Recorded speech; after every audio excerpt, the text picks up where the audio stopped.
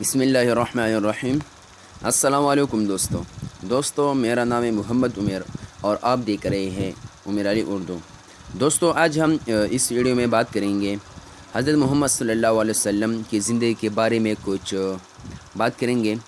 تو آپ نے ویڈیو کو پورا واچ کرنا ہے تاکہ آپ کو بھی نبی علیہ السلام کی کچھ خوبیاں، کس طرح اس نے آپ ادھر گزر کرتے تھے، کس طرح عبدالانصاف لوگوں کے ساتھ کیسے کرتے تھے، ہمسائیوں کے ساتھ کس طرح ہم حسن سلوک کرتے تھے، تو سارا کچھ میں اس ویڈیو میں بتاؤں گا۔ تو آپ نے ویڈیو کو پورا واچ کرنا ہے تاکہ آپ بھی باخبر ہو سکیں، اور جتنے ہو سکے اپنے دوستوں کے ساتھ شیئر کریں تاکہ وہ بھی حضرت محمد صلی اللہ علیہ وسلم کی اخلاق و اس کی زندگی سے باخبر ہو سکیں۔ تو چلے شروع کرتے ہیں آج کی انٹرسٹنگ ویڈیو کو۔ معلم اخلاق صلی اللہ علیہ وسلم۔ خلق معنی ہے خصلت عادت، خلق جمع اخلاق ہے یعنی خوبیاں اور صفات۔ حضرت آدم علیہ السلام سے لے کر حضرت محمد صلی اللہ علیہ وسلم تک دنیا میں جتنے بھی پیغمبر تشریف لائی، سب نے انسانوں کو توحید کے ساتھ ساتھ اچھی اخلاق کی تعلیم بھی دی۔ دوسرے انبیاء کرام علیہ السلام کی طرح حضور اکرم صلی اللہ علیہ وآلہ وسلم نے بھی لوگوں کو اچھی اخلاق کی تعلیم دی۔ آپ صلی اللہ علیہ وسلم نے صرف زبانی تعلیم نہیں دی بلکہ اپنی تعلیمات کا خود ایسا عملی نمونہ بھی پیش کیا جس کے متعلق خود اللہ تعالیٰ نے قرآن مجید میں یوں ارشاد فرمایا: اے ایمان والوں کے لیے حضور نبی صلی اللہ علیہ وسلم کی ذاتی مبارک بہترین نمونہ ہے۔ ہم سب کو اس بہترین نمونے کی پیروی کرنی چاہیے اور آپ صلی اللہ علیہ وسلم کی نقش قدم پر چلنا چاہیے۔ خود آپ صلی اللہ علیہ وسلم کا ارشاد ہے کہ اللہ تعالیٰ نے مجھے مکارم اخلاق کی تکمیل کے لیے بھیجا ہے۔ اللہ تعالیٰ نے آپ صلی اللہ علیہ وسلم کو جن اخلاق کی تکمیل کے لیے بھیجا تھا، ان کا ذکر اللہ تعالیٰ نے قرآن مجید میں بیان فرمایا ہے، جن میں سے چند یہ ہیں: راست گوئی، ایفاء عہد، عفو درگزر، عدل و انصاف، ہمسایوں کے ساتھ حسن سلوک، مہمان نوازی، بڑوں کا ادب و احترام، بچوں اور غلاموں پر شفقت، شرم و حیا، ضرورت مندوں کی مدد، سخاوت، ایثار اور صبر و تحمل وغیرہ۔ حضور اکرم صلی اللہ علیہ وسلم نے نہ صرف ان اعلیٰ اخلاق کی تعلیم دی بلکہ ان کا عملی نمونہ لوگوں کے سامنے پیش کیا۔ اعلیٰ اخلاق کی تعلیم دیتے ہوئے فرمایا: نمبر 1، تم میں سب سے اچھا وہ ہے جس کی اخلاق اچھی ہو۔ نمبر 2، بلا شبہ تم میں سے بہترین وہ ہے جو خلق کے لحاظ سے اچھا ہے۔ نمبر 3، اللہ تعالیٰ کے بندوں میں سب سے پیارا وہ ہے جس کے اخلاق سب سے اچھے ہوں۔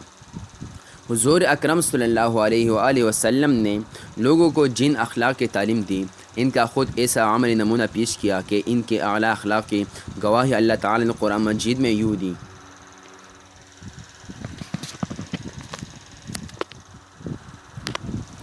بے شک آپ بڑے خلق کے مالک ہیں اور آپ صلی اللہ علیہ وسلم کے اخلاق اہل ایمان کے لیے بہترین نمونہ ہے۔ قرآن مجید نے جن اعلیٰ اخلاق کا ذکر کیا ہے، ان میں ایک راست گوئی ہے۔ آپ صلی اللہ علیہ وسلم نے لوگوں کو اس بات کی تعلیم دی کہ انسان کو ہر حال میں سچ بولنا چاہیے، کیونکہ جھوٹ بولنا منافق کی نشانی ہے۔ حضور اکرم صلی اللہ علیہ وسلم اس قدر راست گو تھے کہ نبوت سے بہت عرصہ پہلے اہل مکہ آپ صلی اللہ علیہ وسلم کو صادق کے نام سے پکارتے تھے۔ آپ صلی اللہ علیہ وسلم کے بدترین دشمن بھی آپ صلی اللہ علیہ وسلم کی راست گوئی کا اعتراف کرتے تھے۔ ابو جہل آپ صلی اللہ علیہ وسلم کا سخت ترین دشمن تھا۔ ایک مرتبہ کسی نے اس سے پوچھا کہ اے ابو جہل، بتا کہ مسلمانوں کا نبی سچا ہے یا جھوٹا؟ نعوذ باللہ، ابو جہل نے قسم کھا کر کہا: بے شک محمد صلی اللہ علیہ وسلم سچا ہے، کیونکہ اس نے کبھی جھوٹ نہیں بولا۔ مہمان نوازی ایک نہایت اعلیٰ اخلاق و صف ہے۔ آپ صلی اللہ علیہ وسلم نے جہاں مہمانوں کی حقوق واضح کی، وہاں یہ بھی بتایا کہ مہمان میزبان پر بوجھ نہ بنے۔ آپ صلی اللہ علیہ وسلم کی مہمان نوازی کا یہ عالم تھا کہ خود بھی کہ رہ کر مہمانوں کو کھانا کھلاتی تھی اور مہمانوں کی ہر طرح سے خدمت کرتی تھی۔ حبشہ کی بادشاہ نجاشی کا ایک وفد جب آپ صلی اللہ علیہ وسلم کے پاس حاضر ہوا تو آپ صلی اللہ علیہ وسلم نے ان کو اپنے ہاں مہمان رکھا اور بے نفس نفیس ان کی مہمانی داری کی۔ مہمان نوازی کی طرح آپ صلی اللہ علیہ وسلم نے خدمت خلق کا بھی بارہا نمونہ پیش کیا۔ آپ صلی اللہ علیہ وسلم امیر، غریب، آقا و غلام اور مسلم وغیرہ ہر ایک کے کام آتی تھی۔ ایک دفعہ آپ صلی اللہ علیہ وسلم نے دیکھا کہ ایک غلام آٹا پیش رہا ہے اور ساتھ کراہ بھی دے رہا ہے۔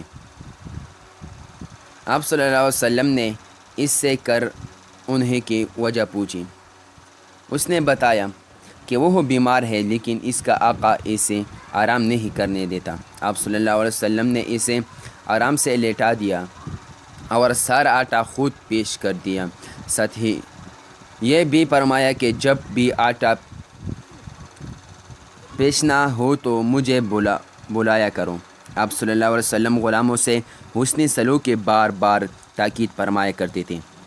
آپ صلی اللہ علیہ وسلم کا ارشاد گرامی ہے کہ جیسا خود کھاؤ انہیں بھی کھلاؤ، جیسا خود پہنو انہیں بھی پہناؤ، اور ان سے ایسا کوئی کام نہ لو جو ان کی طاقت سے زیادہ ہو۔ آپ صلی اللہ علیہ وسلم نے حضرت بلال رضی اللہ تعالیٰ عنہ کو، جو ایک حبشی غلام تھی، کو ایسے قریبت اور عزت عطا فرمائی کہ حضرت عمر رضی اللہ تعالیٰ عنہ جیسے جلیل القدر صحابی بھی فرمایا کرتے تھے۔ آپ صلی اللہ علیہ وسلم کی حسن سلوک اور احترام انسانیت کی معراج یہ تھی کہ حضرت انیس رضی اللہ تعالیٰ عنہ نے 10 سال آپ صلی اللہ علیہ وسلم کی خدمت کی، لیکن آپ صلی اللہ علیہ وسلم نے ایک بار بھی ان سے سختی سے بات نہیں کی۔ آپ صلی اللہ علیہ وسلم بیماروں کی بیمار پرسی فرماتی تھی اور اس کی تلقین بھی فرماتی تھی۔ اس سلسلے میں اپنے بیگانی مسلمان یا غیر مسلم کی کوئی تخصیص نہیں تھی۔